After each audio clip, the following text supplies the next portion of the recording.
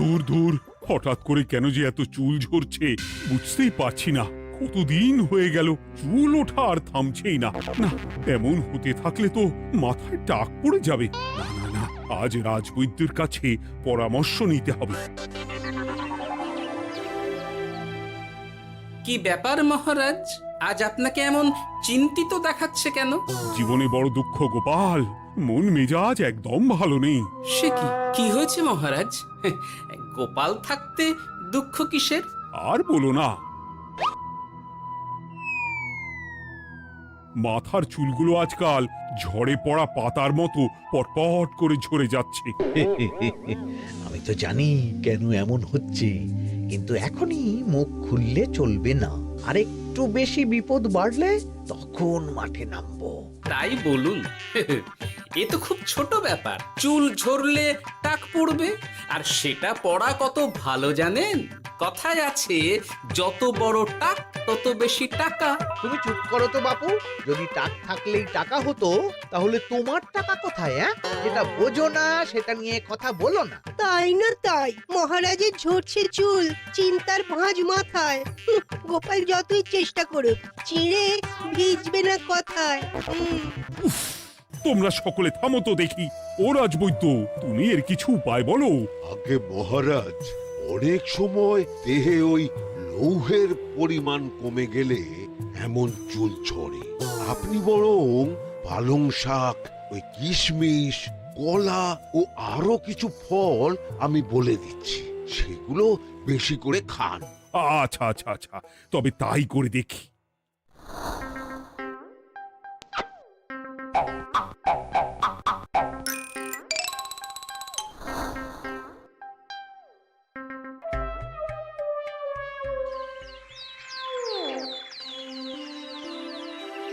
ও রাজবৈদ্য, তোমার কথা মতো শাক পাতা ফলমূল সবই তো খেলাম, চুল ঝরা বন্ধ তো হলোই না। তো জানতামই এমন হবে। কিন্তু মহারাজ, এমনটা তো হওয়ার কথা নয়। কিন্তু হচ্ছে তো। আরে আমার সাধের চুল, কোথায় চলে গেলি সব? এর জন্য তুমি দায়ী। তুমি এর জন্য শাস্তি পাবে বৈদ্য।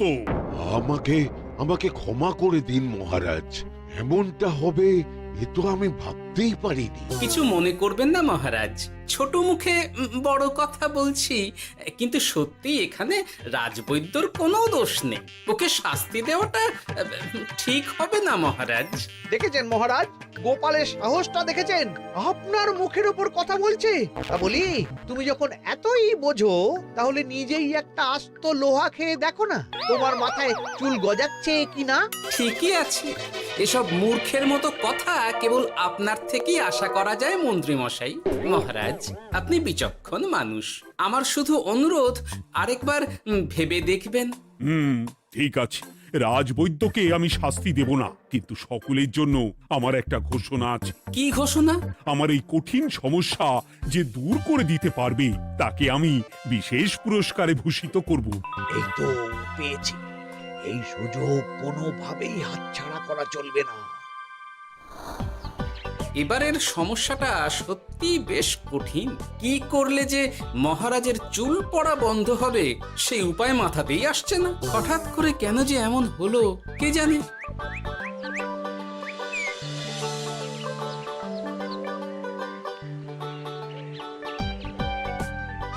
ও মা, তুমি এসে গেছো? একটু বসো, আমি তেলটা মেখেই হাত ধুয়ে খাবারটা বাড়ছি। হ্যাঁ, সে ঠিক আছে, কিন্তু তুমি কিসের তেল মাখছো এটা? কি আবার মাথার চুলের তেল? এখানেও চুল, ওদিকে মহারাজেরও চুল ঝরে পড়া নিয়ে আমরা সবাই হিমশিম খাচ্ছি গিন্নি। আরে, মহারাজের অত সুন্দর কালো চুলগুলো ঝরে যাচ্ছে, এ তো ভারী দুঃখের কথা। সে আর বলতে। ওই জন্যই তো আমি বাবা মাথায় এই জড়িবুটি তেল মাখি। এতে চুলের গোড়া শক্ত করে, চুলকে ভালো রাখে, নতুন চুল গজায় সব। হ্যাঁ। কি কি বললে? নতুন চুলও গজায়? সত্যি? হ্যাঁ। বাহ, তাহলে আর চিন্তা কি? আমাকে এই তেলটা একটু দিতে পারবে গিন্নি? মহারাজকে দিয়ে আসি। উনি বলেছেন যে ওনার সমস্যা দূর করতে পারবে তাকে উনি পুরস্কার দেবেন। উমা, এই তাই নাকি? এই তো দারুণ ব্যাপার গো। নাও নাও নাও, তেলখানা নিয়ে মহারাজকে কাল দিয়ে এসো তাহলে। আর জানিয়ে দিও, দিনে 2 বার কিন্তু তেল মাখতেই হবে। হ্যাঁ, আচ্ছা ঠিক আছে।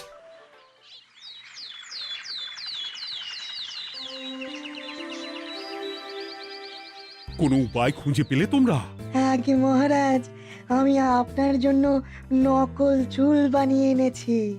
যতদিন আপনার চুল পড়া বন্ধ না হচ্ছে ততদিন আপনি এটা পরে ব্যবহার করতে পারেন। সে তো বুঝলাম, কিন্তু নকল চুল তো আর আসল চুলে জায়গা নিতে পারবে না বিজ্ঞানী। আসল চুলের কথা ভেবে আমি আপনার জন্য কেশুত্তে পাতা এনেছি মহারাজ।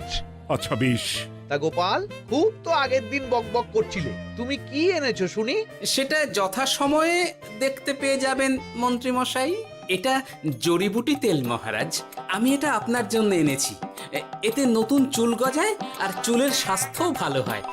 আমার গিন্নিও ব্যবহার করে এটি, তবে দিনে 2 বার করে মাখতে হবে, তাহলেই ভালো ফল পাবেন মহারাজ। বাবা, তাহলে তুমি কেন মাখো না? আচ্ছা, আপনার সমস্যাটা ঠিক কোথায় বলুন তো মন্ত্রী মশাই? মহারাজের জন্য কিছু আনলেও কথা শোনান, না আনলেও কথা শোনান।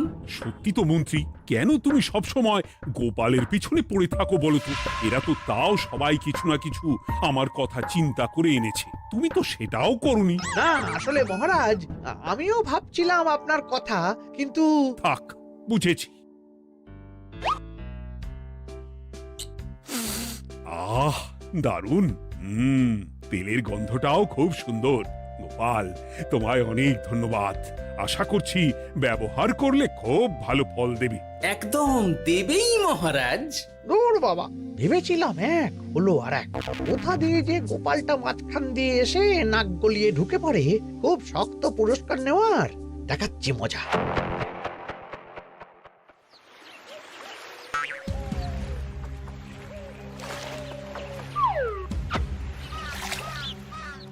এবারে গোপালের তেল দিয়েই সব কিছু তোলপাড় করব।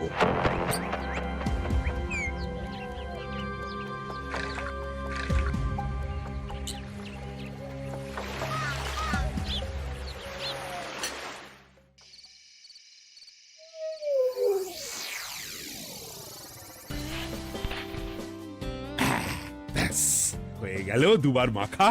গোপাল বলেছিল এতেই ভালো ফল পাবো, কিন্তু এখন মাখার পর মাথাটা কেমন জ্বালা জ্বালা করছে মনে হচ্ছে। হয়তো নতুন চুল গজাবে বলে এমন হচ্ছে। কাল সকালে বোঝা যাবে। এতক্ষণে বোধহয় ছোট ছোট চুল গজিয়েই গেছে। কি এটা চুল গজানোর তেল ছিল নাকি পড়ে যাওয়ার?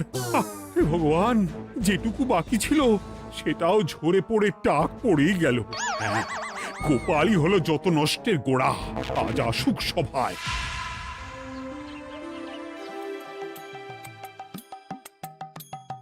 এই যে এখন এলেন উনি। ও কি মহারাজ, আপনি এমন কাপড় মাথায় জড়িয়ে বসে আছেন কেন? তুমি আর এমন প্রশ্ন জিজ্ঞাসা করো না গোপাল, তোমার দয়াতেই মহারাজের এমন অবস্থা। মানে? মানেটা আমি তোমায় দেখাচ্ছি, দাঁড়াও। এই যে গোপালের দেওয়া তেল মেখেই আমার এমন হয়েছে, আর তার জন্য আমি তোমাকে কোনোদিনও ক্ষমা করব না গোপাল। বিশ্বাস করুন মহারাজ, আমার গিন্নিও মাখে এই তেল, কিন্তু এমন কিছু তো এখনো পর্যন্ত ঘটেনি। আমি আর কিচ্ছু শুনতে চাই না। আমার মাথা ভর্তি চুল আমি ফেরত চাই। যতদিন না আমার মাথার সব চুল ফিরে আসছে ততদিন আমি তোমার মুখও দেখতে চাই না। মহারাজ, আপনার কোনো চিন্তা নেই, আমি তো আছি। এবার এই সমস্যার একটা সমাধান আমি করেই ছাড়বো। কি ব্যাপার, মন্ত্রী মশাই এত লাফাচ্ছে কেন? এসবের পেছনে আবার ওনার হাত নেই তো? না, ব্যাপারটা পরে দেখতে হচ্ছে।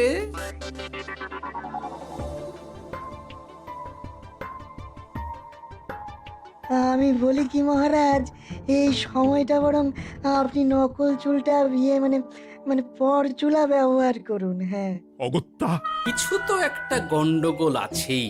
গিন্নিও তো রোজ মাথায় তেল মাখে, কই এমন তো হয় না। মন্ত্রী যদি কিছু করেও থাকে তাহলেও হাতে নাতে ধরবো কিভাবে? ও কি গো গোপাল দাদু, এখন এই সময় তুমি রাজসভা ছেড়ে এখানে? তোদের দাদু আর রাজসভায় যাবে না রে? কি বলছো গো? কেন? আর কেন, বিনা দোষে এমন শাস্তি। তোমায় শাস্তি দিয়েছে, তুমি শুধু বলো কে তোমার সাথে কি করেছে, বাকিটা আমরা বুঝে নিচ্ছি। আচ্ছা বলছি, কৃষ্ণনগরের মন্ত্রী মশাইয়ের বাড়িটা কোন দিকে একটু বলতে পারবেন? কৃষ্ণনগরে নতুন নাকি? আগে তো আপনাকে কখনো দেখেছি বলে মনে পড়ছে না। হ্যাঁ, আমি এখানে থাকি না, আমি এখানে আমার কাজে এসেছি, তাই মন্ত্রী মশাইয়ের বাড়ির ঠিকানাটা যদি একটু বলে দেন। নিশ্চয়ই, এ পথ দিয়ে সোজা চলে যান, তারপর কিছুটা ডান দিকে গেলেই পেয়ে যাবেন। আচ্ছা, অনেক ধন্যবাদ। ভিন গাঁয়ের লোক মন্ত্রী মশাইয়ের বাড়িতে? আহা, ব্যাপারটা বেশ সন্দেহজনক লাগছে। এই এই গুলটে ন্যাপলা, তোরা তোরা দুজন একটু আড়াল থেকে দেখতো লোকটা মন্ত্রী মশাইয়ের বাড়িতে ঠিক কি জন্য এসেছে, তারপর আমায় খবর দিস। ঠিক আছে গোপাল দাদু। তোমার আবার এখানে আসার কি দরকার ছিল? আমি তো বলেছি যে আমি ঠিক গিয়ে তোমার পাওনা গন্ডা মিটিয়ে দেবো। মিটিয়ে দেবে? কতদিন হয়ে গেছে জানেন? দেখো, হয় আমার কীটনাশক আর সার সব ফিরিয়ে দিন, নয়তো আমার জিনিসের দাম মিটিয়ে দিন। কীটনাশক, সার আর কি করে ফেরত দেবো বলো? ও তো সব পুকুরের জলে মিশে গেছে। ওসব আমি জানি না, আমার পাওনা গন্ডা মিটিয়ে দিন, ব্যাস। চল চল, এখনই তাহলে গোপাল দাদুকে গিয়ে সব জানাই। চল চল। দাদু, ও গোপাল দাদু। তোরা এসে গেছিস? আয় আয় আয় আয় আয়। মন্ত্রী মশাইয়ের মুখ থেকে অনেক খবর পেলাম। তাই নাকি? কি শুনি? মন্ত্রী মশাই ওই লোকটার কাছ থেকে অনেক কীটনাশক সার নিয়েছে, কিন্তু এখনো জিনিসের দাম মেটায়নি। হ্যাঁ, ওই জন্যই তো মন্ত্রী মশাইয়ের উপর লোকটা খুব লেগেছিল, হুমকিও দিয়েছে 1 সপ্তাহের মধ্যে জিনিসের দাম সব মিটিয়ে দিতে হবে। তাই নাকি? কিন্তু কীটনাশক সার নিয়ে মন্ত্রী মশাই কি করবে? সেটা তো বলতে পারবো না দাদু। তবে হ্যাঁ, মন্ত্রী মশাই ওই লোকটাকে বলছিল যে ওই সব কীটনাশক সার পুকুরের জলে মিশে গেছে। কি বললি? পুকুরের জলে? আচ্ছা, এবার দুয়ে দুয়ে 4 করা গেল। অনেক ধন্যবাদ রে তোদের। বল বল, তোরা কি খাবি? কিচ্ছু লাগবে না গোপাল দাদু, তবে ভোলা বয়ের আর মিষ্টি খাওয়ালে। আচ্ছা আচ্ছা। কি করে যে মহারাজকে আসল ব্যাপারটা বোঝাই, কিছু তো একটা উপায় বের করতেই হবে। তা বলি বাবা, রাজসভায় যেতে হবে না বলে কি সারাদিন এইভাবেই শয়নে শয়নে দিন কাটাবেন বাবা? হ্যাঁ, উপায় পেয়ে গেছি। বুঝলে গিন্নি, আমাকে একটা জায়গায় যেতে হবে, বুঝলে? তারপর ওখানে যদি কাজ হয় তাহলে আগামীকাল রাজসভায় আমি যাব। কিন্তু তুমি যে বলেছিলে তোমার এখন ছুটি। হ্যাঁ, কি আর করি বলো, গুরুত্বপূর্ণ একটা কাজ, তাই যেতেই হবে। আচ্ছা যাও। ওই গো বিজ্ঞানী, আরে গোপাল যে, বলো। এই এই যে বিজ্ঞানী, একটা বিশেষ দরকারে তোমার কাছে এলাম, বুঝলে? হ্যাঁ, বলোই না। আচ্ছা, এই দূষিত জলকে কিভাবে আবার পরিশুদ্ধ করে বলতে পারবে? কেন পারবো না? জলের মধ্যে একটু চুন আর ফটকিরি দিয়ে দিলেই জল আবার দূষণমুক্ত হয়ে যাবে। তবে ওগুলো দেওয়ার পর কিছুদিন সেই জলকে ব্যবহার করা বন্ধ রাখতে হয়। হ্যাঁ। আচ্ছা আচ্ছা, অনেক ধন্যবাদ, আসি তাহলে। হ্যাঁ,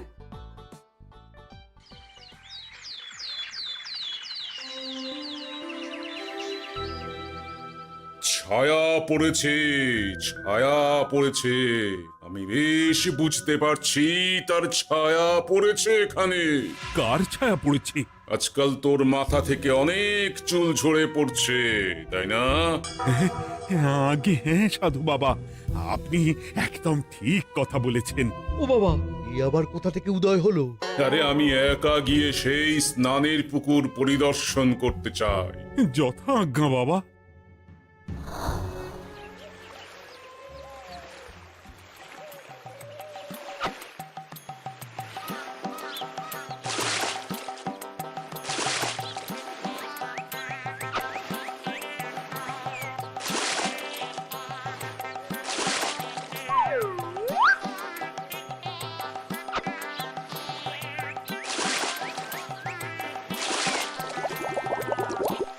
যাক বাবা, মোটামুটি সপ্তাহখানেক এভাবে থাকলেই পুকুরের জল আবার আগের মতো পরিষ্কার হয়ে যাবে।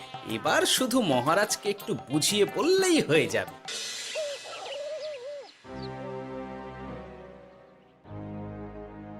কি বুঝলেন সাধু বাবা?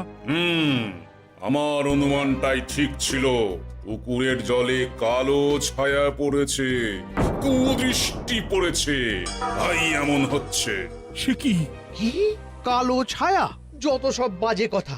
জল দূষণ করলাম আমি, আর দোষ পড়ছে কালো ছায়ার উপর। তাহলে এখন কি হবে? চিন্তার কোনো কারণ নেই। আমি মন্ত্রপুত ভস্য ছড়িয়ে দিয়েছি। 1 সপ্তাহ ওই পুকুরের জল স্পর্শ তো দূর, পুকুরের কাছেও যাওয়া নিষেধ। তাহলে আমার মোহরের কি হবে? যথা আজ্ঞা সাধু বাবা। ও কি, তাহলে মহারাজ এতদিন স্নান করবেন কোথায়? সে কথা কাউকে চিন্তা করতে হবে না। মহারাজের ওপরে কালো ছায়া পড়া জল পড়েছে, তাই আগে সেটা শোধন করতে হবে। আমাকে তাহলে কি করতে হবে সাধু বাবা? আমার শিষ্য গোপাল আমাকে আগেই এই বিষয় জানিয়েছিল। আমি তার হাত দিয়েই তোর স্নানের জল পাঠিয়ে দেব। তাই আগামী 1 সপ্তাহ সেই জল দিয়েই তোকে স্নান করতে হবে। কি গোপাল? দেখছো তো মন্ত্রী, গোপাল আমাকে কত ভালোবাসে। আমি ওকে কত কথা শোনালাম, কিন্তু না না না না, কাল থেকেই আমি আবার গোপালকে রাজসভায় ডেকে আনবো। আমি আসছি, আমার কাজ হয়ে গেছে। আর হ্যাঁ, তোর স্নানের পুকুরের চারিদিকে প্রহরীর বন্দোবস্ত কর। কাক পক্ষীও যেন ওখানে প্রবেশ করতে না পারে। আচ্ছা বাবা, আচ্ছা।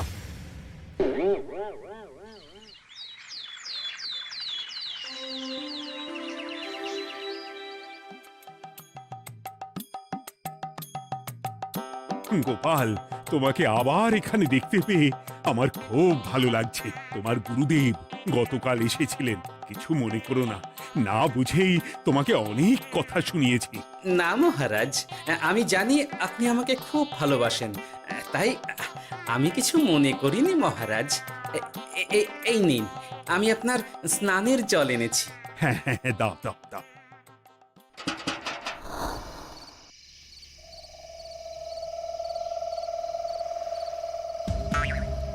ও বাবা, পুকুরের কাছে যে গিয়ে দেখবো সেও উপায় নেই। চারপাশে প্রহরীতে ভর্তি। তাহলে কি সত্যি সত্যি কালো ছায়া পড়েছে?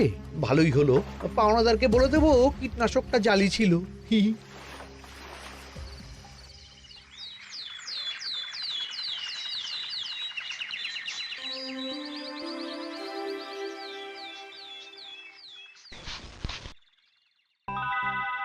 এই তো আমার সেই পুরনো কালো চুলগুলো আবার ফিরে এসেছে। আহা, কি যে আনন্দ হচ্ছে দেখে। আজ 1 সপ্তাহ সম্পূর্ণ হলো। গোপালের জন্য আমার স্নানের পুকুর থেকে কালো ছায়া দূর হয়েছে। আমাকে এই সমস্যা থেকে দূর করার জন্য আমি গোপালকে 100টি মোহর উপহার দিতে চাই। ধন্যবাদ মহারাজ। দূর, আমার আর ভালো লাগে না। সব সময় গোপালই মোহর পায়, এটা তো আমার পাওয়ার কথা ছিল। এদিকে আজকে পাওনাদারও আসবে।